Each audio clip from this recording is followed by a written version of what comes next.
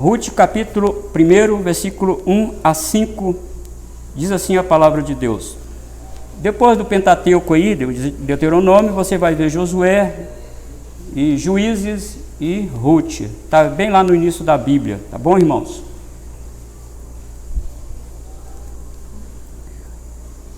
Nos dias em que julgavam os juízes, houve fome na terra, e um homem de Belém de Judá saiu habitar na terra de Moabe, com sua mulher e seus 2 filhos. Este homem se chamava Elimeleque, e sua mulher Noemi. Os filhos se chamavam Malom e Quilion, efrateus, de Belém de Judá. Vieram à terra de Moabe e ficaram ali. Morreu Elimeleque, marido de Noemi, e ficou ela com seus 2 filhos, os quais casaram com mulheres moabitas. Era o nome de uma Orfa e o nome da outra Ruth, e ficaram ali quase 10 anos. Morreram também ambos, Malom e Quilion, ficando assim a mulher desamparada de seus 2 filhos e também de seu marido. Irmãos, Paulo diz em Romanos capítulo 15, versículo 4, pois tudo quanto outrora foi escrito, para o nosso ensino foi escrito, a fim de que pela paciência e pela consolação das Escrituras tenhamos esperança. Meus irmãos, tomamos decisões, sempre tomamos decisões. Decidimos estar aqui hoje à noite para cultuar a Deus. Você decidiu se casar com a pessoa com quem você está casado agora.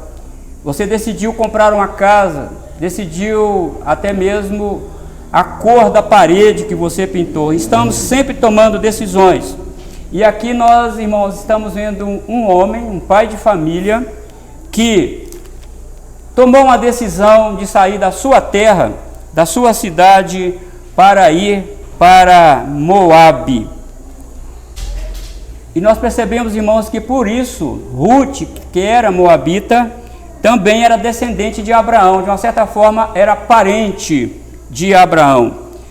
E o livro de Ruth, irmãos, faz uma ponte entre a época dos juízes para a monarquia de Israel. E sua história é dividida apenas em 4 capítulos. Olha, não julgue o tamanho do livro pelo seu valor. 4 capítulos muito preciosos. E nós vamos aqui, esses 12 domingos, assim se Deus quiser, nós vamos ver como que Deus agiu no meio daquela família, como Deus guiou, apesar de uma decisão errada, uma decisão equivocada. Mas eu quero que você preste atenção hoje, irmãos, que nós estamos aqui 1100 anos aproximadamente antes de Cristo. Juntando os 1100 anos antes de Cristo com os 2000 que nós estamos agora, isso perfaz um tempo de mais de 3.000 anos. E nós vamos ver, irmãos, como que Deus agiu na vida daquela família, como Deus foi gracioso, como Deus foi bondoso, como Deus levantou das cinzas aquela família, apesar de tantas lutas, de tantas perdas, de tantos problemas, de tanta nuvem negra por cima deles, Deus estava com eles, Deus estava ajudando aquela família. E não é difícil, irmãos, entender porque o narrador aqui começa a nos levar para essa informação, nos dias em que julgavam os juízes. Você pode estar aí na mesma página, na minha Bíblia é a mesma página, volta aí, se você não tiver, Juízes capítulo 21 e versículo 25.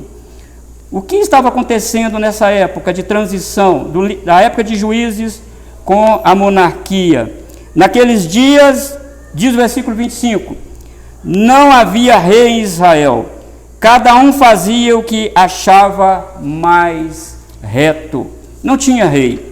E o livro de Ruth começa nos dizendo aqui que é nesse tempo que Elimeleque saiu para habitar na terra de Moabe. Então, irmão, nessa noite eu quero falar sobre essas decisões equivocadas, que culminou, irmãos, na perda de membros da família, que culminou na vida, a morte de Quilion, Malom, Elimeleque, né? Que culminou nisso tudo. Então, quando visamos, irmãos, somente nossas prioridades, tomamos decisões equivocadas. Então, a nossa tese teológica hoje é exatamente essa. Quando visamos somente nossas prioridades, tomamos decisões equivocadas. E, irmãos, nós vamos ver dois motivos, duas razões que levaram esse pai de família a tomar essa decisão equivocada. Primeiro, está no verso 1 aí, Elimeleque desprezou a terra da promessa. Nos dizem que julgavam os juízes, houve fome na terra. E esta informação não é como se fosse um carimbo de local e data. Ele está nos informando que a temperatura espiritual daquela época estava muito baixa. O povo tinha abandonado o pacto de Deus, tinha abandonado a aliança de Deus. E essa não é uma informação sem sentido para nós, queridos irmãos. Não é. O narrador pretende mostrar como estava a temperatura espiritual do povo de Deus. Cada um fazia o que era mais reto. É isso que o narrador nos informa. E era um tempo, irmãos, de idolatria nacional. O povo da aliança tinha abandonado o Senhor que os tinha tirado da terra da promessa. Eles tinham tirado da terra da escravidão, melhor dizendo, e levado para a terra da promessa. E Juízes capítulo 10, versículo 6 diz: tornaram os filhos de Israel a fazer o que era mal perante o Senhor, e serviram aos Balins, e a Astarote, e aos deuses da Síria, e aos de Sidom, de Moabe, dos filhos de Amon e dos filisteus. Deixaram o Senhor e não serviram a Deus. Quando o texto diz, irmão, tornaram os filhos de Israel a fazer o que era mal perante o Senhor, o narrador pretende nos mostrar que havia um círculo vicioso de pecado, castigo, arrependimento e livramento. Deus sempre tornava para aquele povo. Eles pecavam, Deus mandava a disciplina do pacto. Eles se arrependiam, Deus livrava eles, mas eles voltavam no mesmo círculo vicioso. Então, irmãos, o cenário do fim dos juízes, com o início de Ruth, era um cenário de trevas e de muita escuridão espiritual. Não havia em Israel um líder para guiar o povo dele na sua palavra. É aquilo que Provérbios 29, versículo 18 diz: não havendo profecias, o povo se corrompe, mas o que guarda a lei, este é feliz. Mas não tinha nenhum líder lá. Um líder que dizia: olha, a Torá do Senhor, a lei do Senhor nos manda caminhar nessa direção. Cada um fazia o que era mais reto perante eles mesmos, não perante o Senhor. Mas você pode pensar também numa igreja, queridos irmãos, onde não há pregação da palavra de Deus. O culto é uma bagunça só. Vale toda manifestação física. Enquanto uns cantam, outros oram, outros batem palmas, outros assobiam, outros dão socos no ar, outros caem e enrolam no chão. Não tem um guia para guiá-los na palavra do Senhor. Isso, irmãos, é um grande declínio espiritual dentro de uma comunidade cristã. E não há obediência aos comandos da palavra do Senhor, mas uma completa irreverência a Deus. E esse era o cenário aqui de Ruth, no livro de Juízes, quando começa. Mas nada é tão ruim, né, irmãos, que não possa piorar um pouco quando nós não estamos no centro da vontade de Deus. Quando nós não temos a palavra de Deus como prioridade, mas as nossas prioridades. Então o narrador prossegue e diz: houve fome na terra. Houve fome. E não podemos ser, irmãos, apressados aqui para tirarmos conclusões sobre o cenário de fome. Os patriarcas Abraão, Isaac e Jacó passaram por esses momentos de fome. Não vamos ser apressados em dizer que essa fome foi necessariamente decorrente de o povo ter quebrado o pacto, que toda fome significa isso.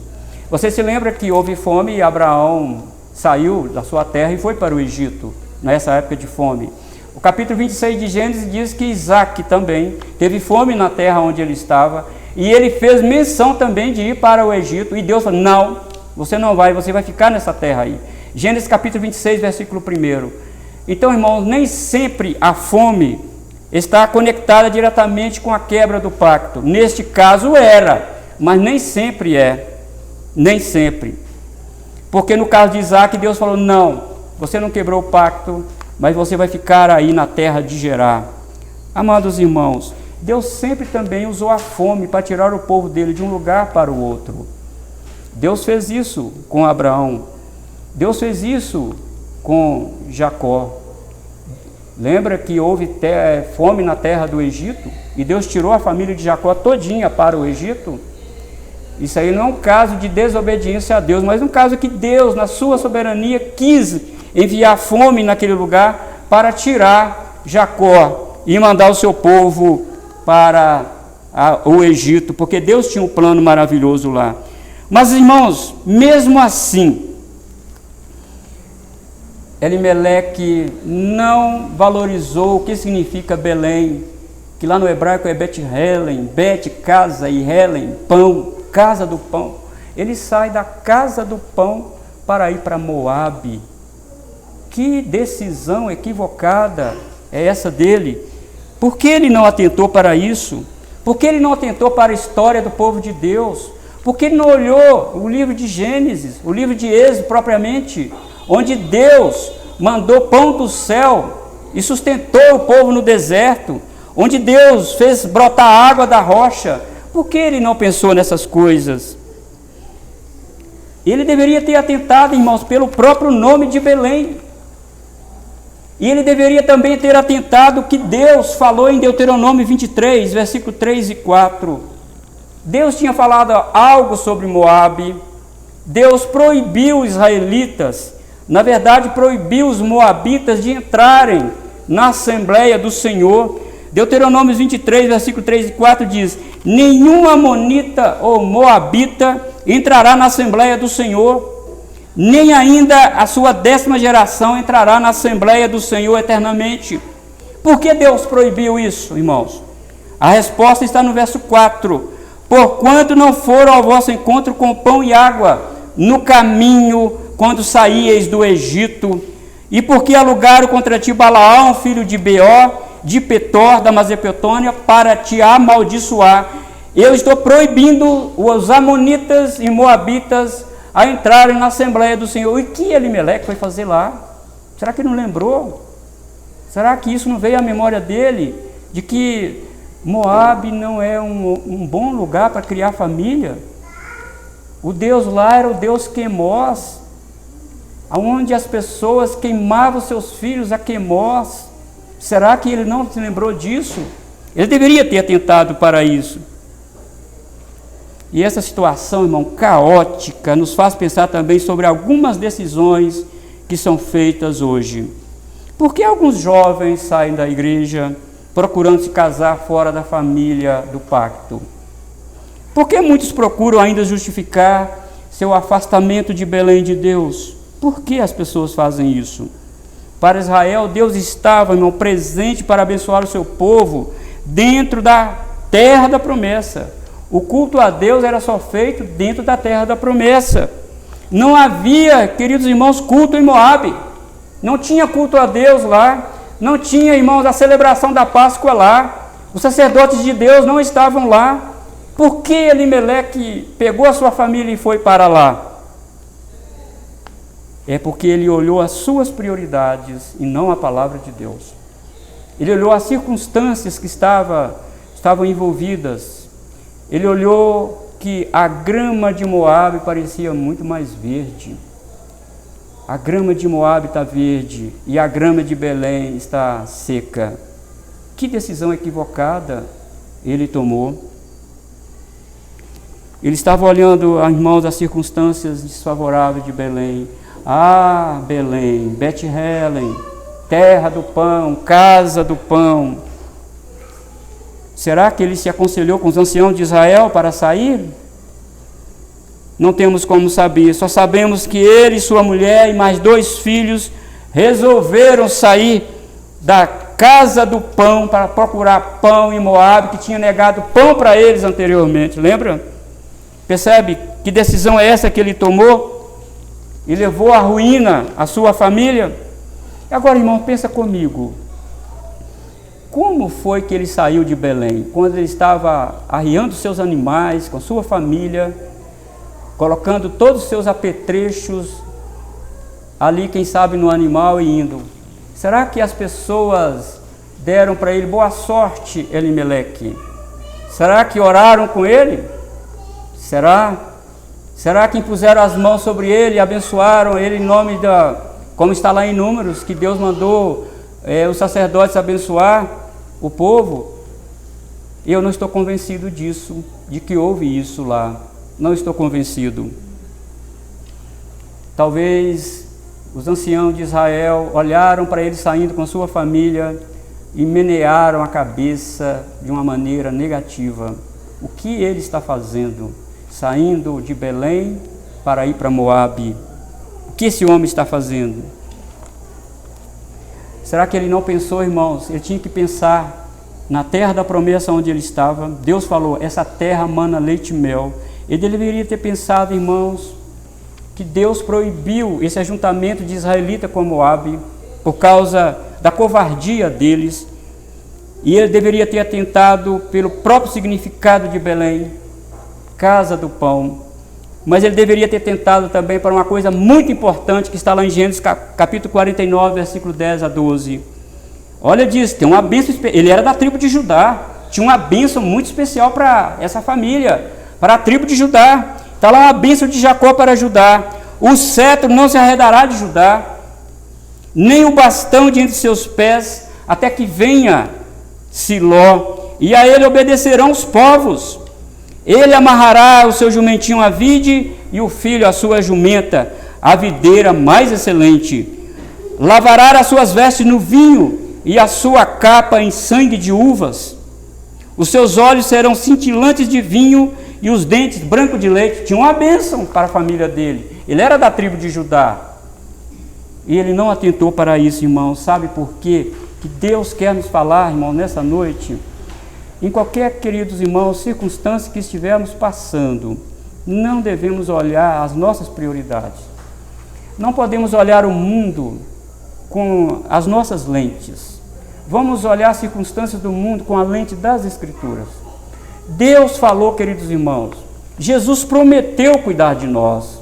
Jesus prometeu que não vai faltar nada para nós. Não devemos ter medo dos conflitos que estão acontecendo no mundo. Não devemos temer essas coisas. Às vezes isso bate o desespero na nossa vida, porque nós estamos olhando como Elimeleque. Está com fome, tem fome aqui, não está dando nada, não tem chuva, não tem nada. E nós estamos olhando, irmão, só na horizontalidade. Isso é um problema para a nossa vida espiritual. Irmãos, devemos olhar para a verticalidade, aonde Deus está. O comando do universo, irmão, não está no governo federal, nem no municipal, nem no estadual. O comando do universo está lá com Jesus. Ele é o rei, ele manda. E ele prometeu cuidar de nós. Então isso, irmão, já fica como aplicação para a nossa vida aqui nesta noite. Não devemos, irmão, ser motivados a agir com base nessas circunstâncias desfavoráveis. Não. Devemos, irmãos, voltar como salmista no Salmo 77. Voltar como ele voltou lá no Salmo 77, versículo 7 a 9. Salmo 77, versículo 7 a 9. Olha, diz, em grande aflição que o salmista estava passando naquela época. Olha o que ele disse no Salmo 77, versículo 7 a 9. Rejeita o Senhor para sempre? Acaso não torna a ser propício? Cessou perpetuamente a sua graça? Caducou a sua promessa para todas as gerações? Esqueceu-se Deus de ser benigno? Ou na sua ira terá ele reprimido as suas misericórdias? Não, Deus não se esqueceu das suas promessas. Está lá em Hebreus capítulo 13, versículo 5. Nunca te deixarei, jamais te abandonarei. E às vezes, irmãos, agimos como Elimeleque agiu. Às vezes tomamos as nossas próprias decisões. Queridos irmãos, nós não vemos o todo. A nossa visão é ínfima. Os nossos olhos estão cheios de cataratas em relação ao futuro. Nós não sabemos o que ocorrerá nos pormenores do futuro. Mas uma coisa nós precisamos saber: o Senhor reina em nossa vida e Ele cuida de nós. Quando nós olhamos, irmãos, para as Escrituras Sagradas, quando nós olhamos para aquilo que Deus fez no passado, quando nós olhamos, irmãos, os feitos poderosos de Deus no passado, e olha para a sua vida pessoal, o que Deus fez com você? Será que você está aqui nessa noite porque você tem mérito? Você não tem mérito nenhum. Será que você, irmão, não pensou ainda? Olha para trás quem você era, onde você estava. Como diz o salmista, os nossos pés estavam de fato no tremedal de lama, mas o Senhor nos tirou e nos colocou sobre a rocha. É isso, irmãos, que nós temos que olhar, lembrar dos feitos de Deus no passado em nossa vida. E não olhar, irmãos, as dificuldades que estão agora ao nosso redor. Porque se nós olharmos, irmãos, para as dificuldades que estão ao nosso redor, também agiremos como Emelec agiu. Tem fome em Belém, Moabe tem fartura, vou para lá. Mas essa não era a vontade de Deus. Então o verso 3, irmãos, nos mostra que a grama verde de Moabe começa a murchar. O verso 3 aí começa a nos mostrar que Elimeleque começou a ver de fato que a grama não estava verde como ele pensava que estava. Morreu Elimeleque, marido de Noemi, e ela ficou com seus 2 filhos. Viram? Tomou uma decisão, ele morre. Agora, irmãos, vamos pensar aqui numa viúva há 3.000 anos atrás, numa cultura onde era o homem que era o provedor, numa cultura que a mulher fazia alguns deveres, e sem o seu marido, ela estava irremediavelmente perdida. Agora pensa, queridos irmãos, também, uma outra situação. Noemi, sem marido, estava também numa terra distante, longe da casa do pão, longe do culto a Deus, longe da Páscoa, longe dos sacerdotes, longe da oração, longe de tudo, irmãos, longe de tudo. E ela perde o seu marido. Como estava o coração de Noemi nesse momento, irmãos? Como estava o coração dela? Morreu Elimeleque. Que nota que o narrador nos traz aqui. Ele diz, olha, nos dias que julgava os juízes, nós vimos, declínio espiritual, houve fome em Belém, e um homem resolveu ir embora com sua família para lá. Foi um grande golpe, amados irmãos, para a família, principalmente para Noemi, principalmente para ela. E olha, irmãos, e tem uma nota aqui nesse verso, tem uma nota aqui no verso 4, que eu estou caminhando aqui para o verso 4, que nos deixa estarrecido. Parece que eles não tinham intenção de ficar lá por muito tempo. Olha, vamos para Belém, ficar um tempo lá. E quando as coisas melhorarem, vamos para Moabe, né? E quando Belém, as coisas ficarem certinhas em Belém, nós voltamos. Mas olha o que o narrador coloca aqui no versículo 4. Os quais casaram com mulheres moabitas, e era o nome de uma órfã e o nome da outra Ruth, e ficaram ali quase 10 anos. Piorou a situação, né?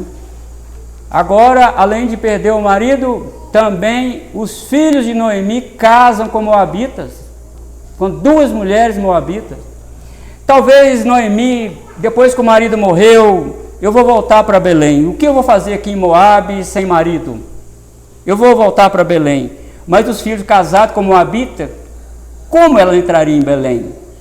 Pensa na situação dela. Como ela entraria lá com os seus 2 filhos casados com moabita? Que Deus proibiu isso, lá em Deuteronômio.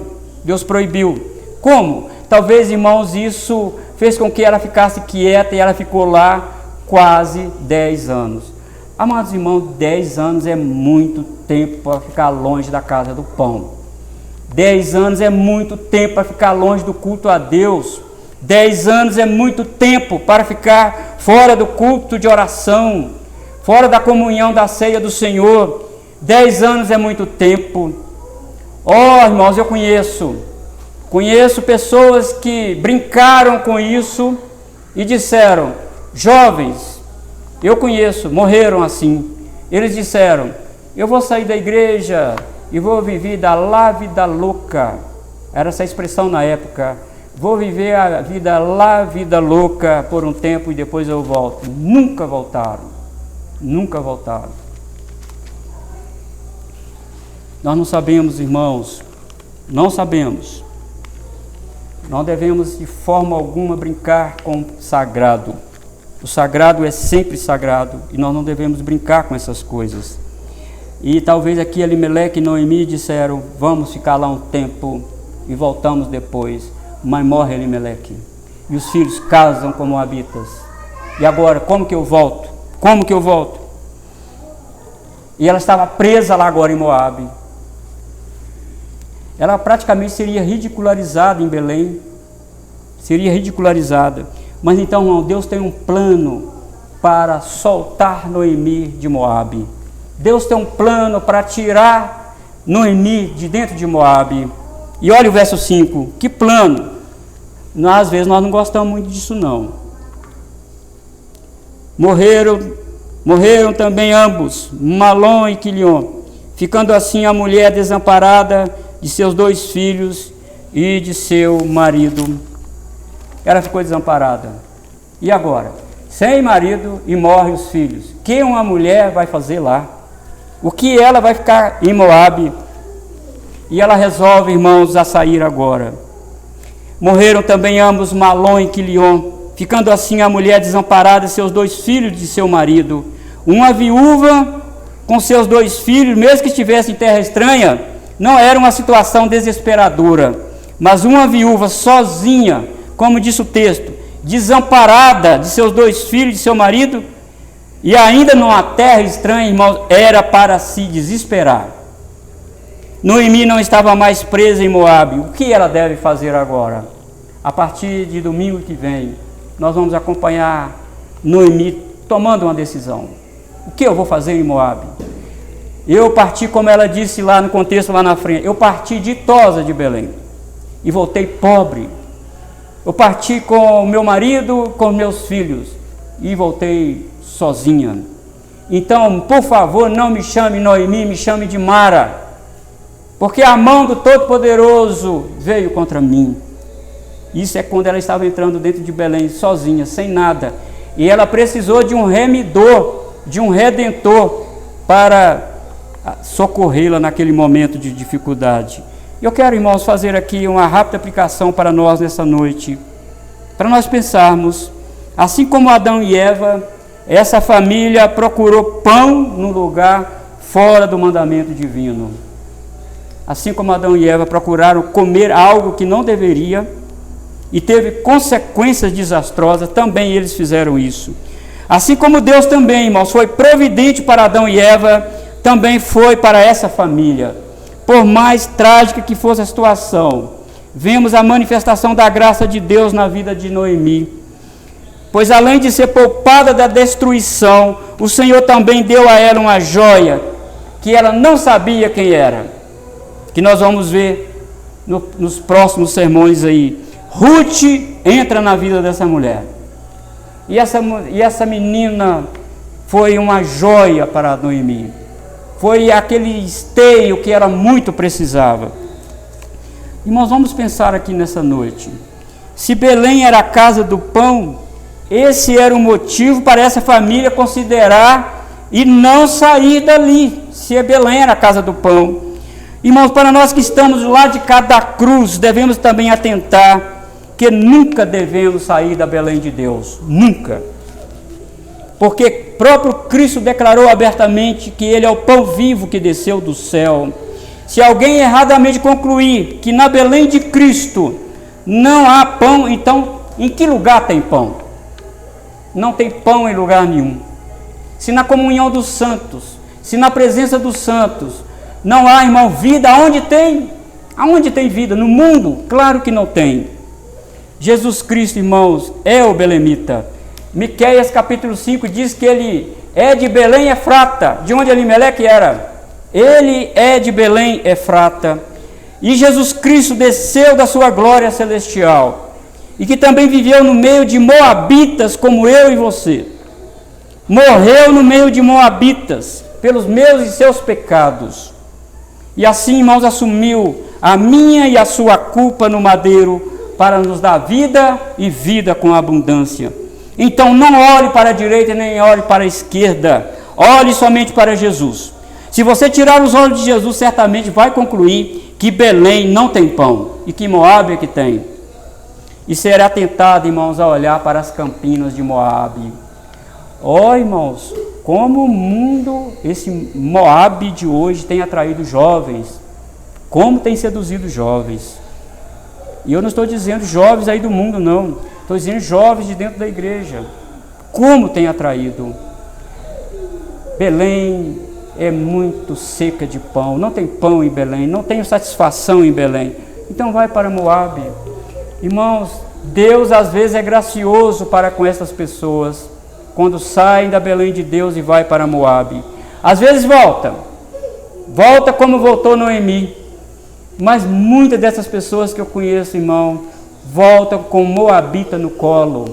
Muitas meninas voltam com Moabita no colo. Volta toda com problema psicológico, com problema financeiro, com problema de saúde. Irmãos, aqui na presença do Senhor é a casa do pão. E nós não devemos de forma alguma abrir mão disso aqui. De forma alguma devemos abrir mão da comunhão do Senhor. Você precisa, irmão, sair dessa noite aqui consciente de que você não deve tomar nenhuma decisão olhando a circunstância. Elimeleque olhou e ele não foi feliz. Ele morreu em Moabe. Malom e Quilion, seus filhos, morreram lá também. Só Noemi voltou e voltou com Ruth. E agora, irmãos, ela vai persuadir Ruth a ficar. E ela quer voltar sozinha. E você conhece a história. E no próximo domingo, irmãos, nós vamos ver aí qual é o retorno, como aconteceu esse início de retorno de Noemi para a terra de Belém. E o que sucedeu depois, aonde o narrador quer nos levar nessa linda história de Elimeleque com sua família indo para Moabe e voltando somente Noemi. Vamos ficar de pé e vamos orar ao nosso Deus.